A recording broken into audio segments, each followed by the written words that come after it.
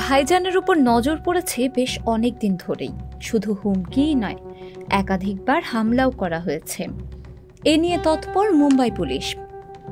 একই সাথে চিন্তিত ভক্তরা।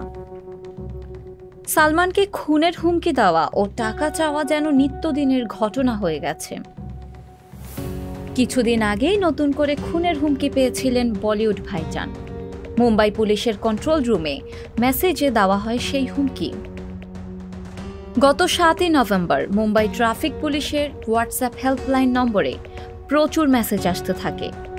সেখানে লরেন্স বিষ্ণোইয়ের দলের লোক বলে পরিচয় দিয়ে সালমানকে হুমকি দেয়া হয়। বলা হয় সালমান যদি 5 কোটি টাকা না দেন তাহলে তার মৃত্যু নিশ্চিত। এমনকি মে সিকান্দার হু গানটির গীতিকারকেও মেরে ফেলা হবে বলে হুমকি আসে সেই ফোনে। আর এই হুমকি পাওয়ার পর থেকেই শুরু হয় তদন্ত। এই ঘটনাকে কেন্দ্র করে মঙ্গলবার এক উঠতি গীতিকারকে গ্রেপ্তার করেছে মুম্বাই পুলিশ। ভারতীয় গণমাধ্যমের খবর বলছে 24 বছর বয়সী সেই গীতিকারের নাম সোহেল পাশা। কর্ণাটকের রায়চুরের বাসিন্দা তিনি। সোহেল পাশার লেখা একটি গান যাতে খুব জনপ্রিয় হয় সেজন্য সালমানকে হুমকি দিয়ে ভাইরাল হওয়ার পথ সহজ হবে বলে সেই চেষ্টাই করছিলেন তিনি। আর এইদিকে পুলিশের দাবি তার বলা কারণেই সালমানকে হুমকি দিয়েছিলেন সেই তরুণ। এরপর মুম্বাই পুলিশের অপরাধ দমন শাখা তদন্ত শুরু করে। জানা যায় যে মোবাইল নম্বর থেকে মেসেজ এসেছিল সেটি রায়চুর এলাকার, আর তাই কর্ণাটকে একটি তদন্তকারী দল পাঠানো হয়। ভেঙ্কটেশ নারায়ণ নামের সেই নম্বরের মালিককে জিজ্ঞাসাবাদ করা হয়।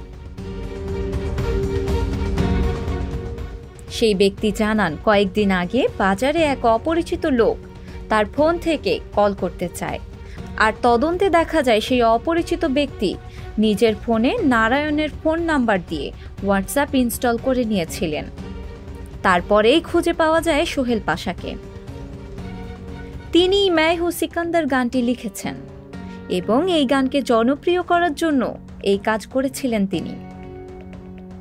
পুলিশ জানিয়েছে সোহেলকে গ্রেপ্তারের পর ওরলি থানায় আটক করা হয়েছে এবং তদন্ত চলছে।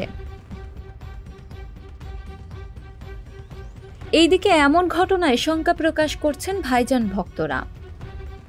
যে কেউ সাহস পাচ্ছে সালমানকে হুমকি দিতে তা মেনে নিতেই পারছেন না তারা। শিলা ইসলাম, সংবাদ প্রকাশ। সংবাদ, ফিচার ও অনুষ্ঠানের জন্য ভিজিট করুন সংবাদ প্রকাশের ওয়েবসাইট এবং যুক্ত থাকুন ফেসবুক পেজ ও ইউটিউব চ্যানেলের সঙ্গে।